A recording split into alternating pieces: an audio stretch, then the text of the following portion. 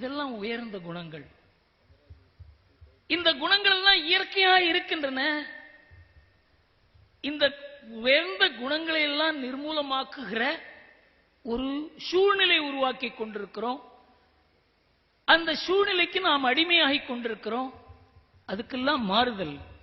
இது போன்ற சமுதாயம், எந்த சமுதாயத்தை நாம தாழ்ந்த சமுதாயம் என்று நினைக்கிறோமோ, எந்த சமுதாயம் தாழ்த்தப்பட்ட சமுதாயம் என்று நினைக்கிறோமோ, அந்த சமுதாயம் நான் தாழ்ந்த சமுதாயம் அல்ல, நான் உயர்ந்தவன் என்று கூறும் பொழுது இந்த நாடே உயர்ந்துவிடும்.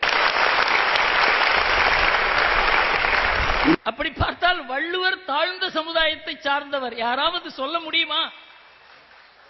அதனால இந்த சமுதாயத்தினுடைய எழுச்சி, நம்ம பண்பாட்டினுடைய எழுச்சி, கலாச்சாரத்தினுடைய எழுச்சி, நம்ம ஆன்மீகத்தினுடைய எழுச்சி, நம்ம நாட்டினுடைய எழுச்சி. அதனாலதான் நான் என்னுடைய நண்பர் அமித்ஷா கிட்ட பேசும்பொழுது சொன்னேன், இது ஒரு புதிய கருத்து ஒன்று உருவாகி கொண்டிருக்கிறது மதுரையில.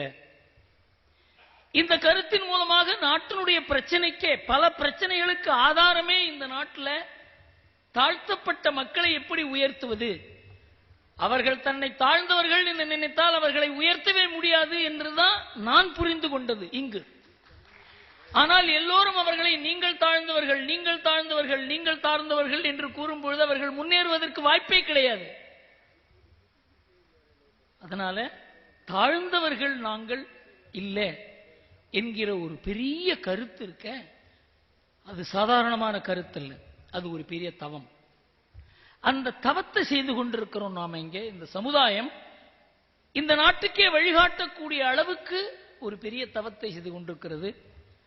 அதுல இன்றைக்கு ஒரு முக்கியமான கட்டம், அதாவது அரசியல்வாதிகள் பல பேர் இருக்கிறார்கள். இங்கு அமித் ஷா இங்க வந்திருக்கிறது, அவர் பாரதிய ஜனதா கட்சியினுடைய தலைவராக அல்ல. இந்த எண்ணங்களையும் சிந்தனைகளையும் அவருக்கு விளக்கிய போது அதனால் கவரப்பட்டு இங்கு வந்திருக்கிறாரே தவிர இங்கு உங்களிடம் வேறு எதுவும் எதிர்பார்த்து வரவில்லை. எப்பவுமே ஒரு அரசியல்வாதி மேடையில் ஏறினால் ஏதாவது ஒரு எதிர்பார்ப்பு இருக்கும். அதுபோல் எதிர்பார்ப்பு எதுவுமே இல்லாமல் இது போன்ற ஒரு உணர்வு, இது போன்ற ஒரு எழுச்சி இந்த நாட்டுக்கு வழிகாட்டக்கூடியது. அதனால் தானும் இதில் இணைந்து செயல்பட வேண்டும். இதற்கு என்ன நம்மால் இந்த எழுச்சிக்கு உதவ முடியுமோ நாம் செய்ய வேண்டும் என்கிற எண்ணத்தில் தான் அவர் இங்கே வந்திருக்கிறார். இதை நான் உங்களுக்கு உறுதியாக கூற முடியும். ஏனென்றால் பலமுறை அவரிடம் இதை பற்றி பேசியிருக்கிறேன். அதனால இந்த முக்கியமான கட்டத்தில் நாம பிரகடனப்படுத்தி இருக்கிறோம். முதல்ல நான் இந்த உங்களிடையே பேசும்பொழுது மதுரையில் கூறினேன், நம்ம பெயர் மாற்றப்பட்டிருக்கிறது என்று கூறினேன். நீங்க பெயர் மாற்ற கோரிக்கை வைக்க கூடாது. பெயர் யாருக்கு யார் வைப்பார்கள்? அப்பா அம்மா குழந்தைக்கு பெயர் வைப்பாங்க, அரசாங்கமா வைக்கும்.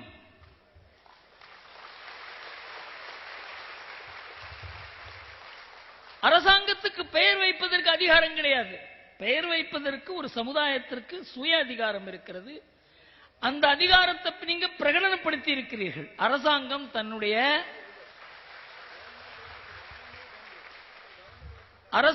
தன்னுடைய ரெக்கார்டை சரி செய்து கொள்ள வேண்டும்.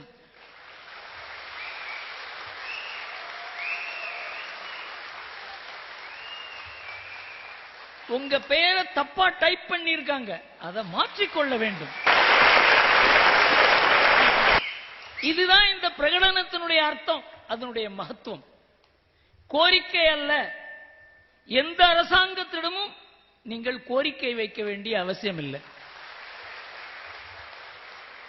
அதை இந்த சமுதாயம் பிரகடனப்படுத்தும் பொழுது இந்த தேவேந்திரகுல சமுதாயம் ஒரே மக்களாக நின்று எங்களுடைய பெயர் தேவேந்திரகுல வேளாளர் என்று கூறும் பொழுது இதை மறுத்து கூற எந்த அரசாங்கத்துக்கும், எந்த அரசியல் கட்சிக்கும், எந்த சக்திக்கும் சக்தி கிடையாது.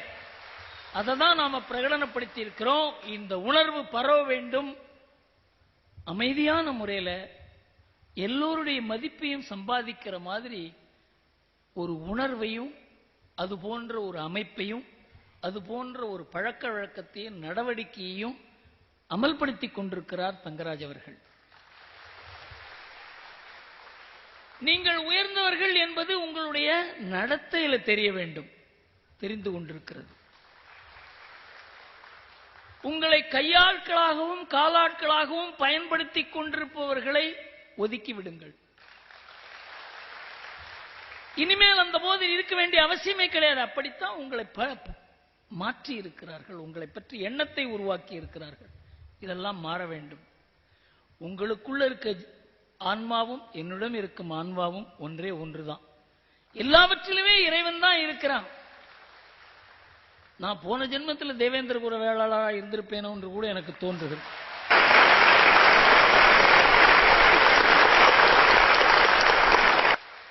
அதனால உங்களில் ஒருவனாக இருந்து இந்த பிரகடனத்தில் கையெழுத்திட்டது எனக்கு பெருமை.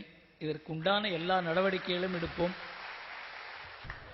Vote of thanks by former Vice President of Air India, உயர் திரு எஸ் உதயரசு அவர்களை அன்போடு கேட்டுக்கொள்கிறோம். At the outset, on behalf of Devendra Kula Vellalar community, I thank from the bottom of our hearts the Chanakya of modern India, Sri Amit Shah ji, our beloved mentor and philosopher, Sri Gurumurthy ji, a leader with humanitarian touch, Sri Srinivasan ji, the peacock of our community, Sri Tangaraj ji. Thank you all for having spared your valuable time despite the hectic schedule. It's a pleasure to acknowledge the generosity, kindness, and above all, the interest shown by the other community leaders, such as Mr. Karikol Raj of Nadar Mahajana Sangam, Sri Ramalingam from Redyar Nalachangam, Sri Thirumaran Ji Tevar from Tevar Desi Iyakam,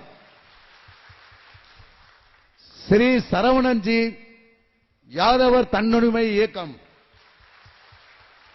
Sri Jayakumar Ji Naidu Cultural Academy. As we express gratitude for all your help, you may perhaps ponder why this gratitude. Our long-pending desire of moving out of the SC category has been ignited and is progressing on its path and will surely reach its goal